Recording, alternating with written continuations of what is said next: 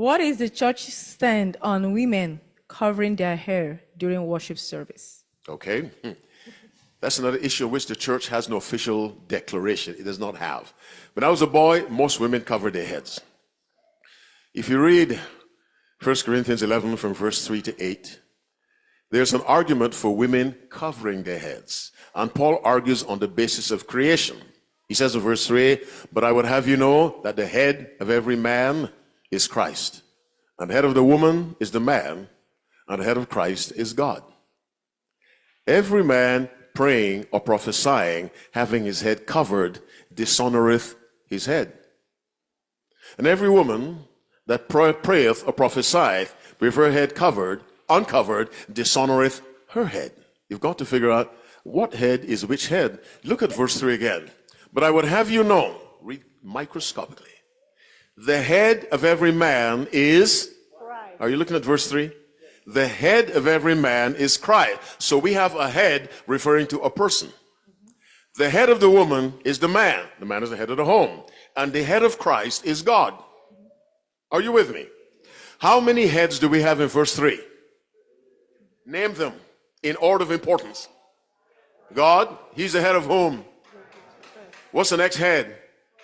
He's the head of whom? What's the next head? He's the head of whom? Keep that in mind. Now, read verse 4. "Every man praying or prophesying with his head covered dishonoreth." Now, how many heads did you have there? No. Look again. How many heads do you see? 2. Which one is biological? Which one is a biological head? Which one means Christ? The second, yes. When a man worships with his head covered, you've got a beanie on your head.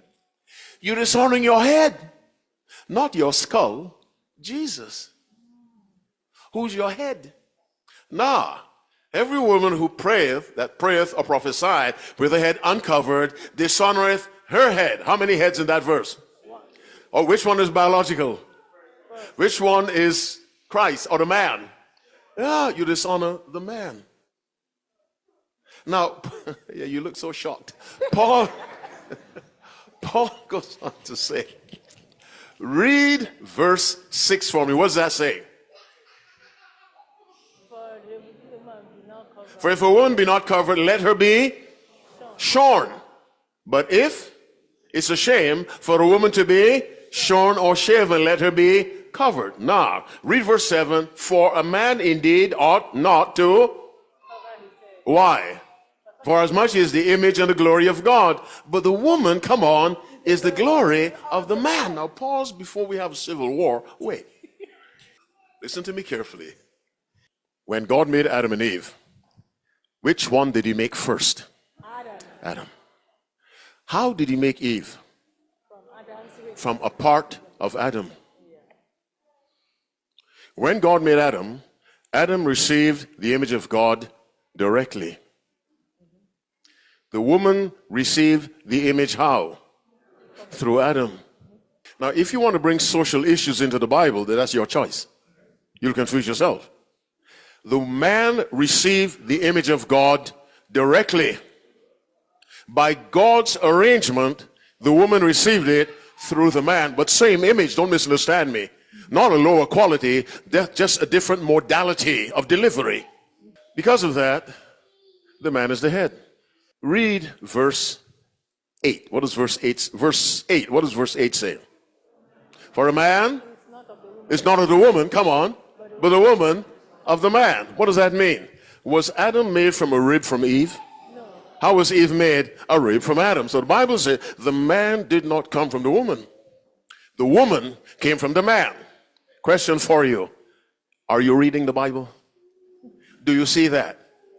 Is that what's recorded in Genesis? All right. Read the next verse. Neither what? Was a man made for the woman, but a woman was made for the man. God said, "I will make him an help meet for him." Now let me say it again. If you're listening to this through sociological lens, you'll have a heart attack.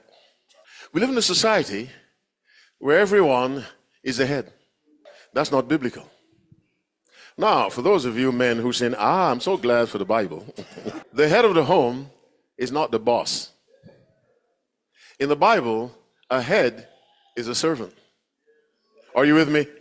So the Bible says, husbands, love your wives. How?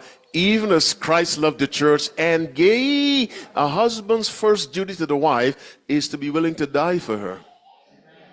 You don't beat someone you're willing to die for. The Bible says, die for her, don't kill her. Die for her. That is self-sacrifice. Are you with me? And any woman will follow a man who makes it obvious, I'm willing to die for you. And so the wearing of hats on the head, if you study the passage carefully, Paul is not arguing culturally. He goes back to creation. On the basis of the order of creation, the man's head should be uncovered and the woman's head should be covered. Nobody does it today. But I give you a verse, Psalm 50, verse 20. These things hast thou done, and I kept silence. There's sometimes God says nothing.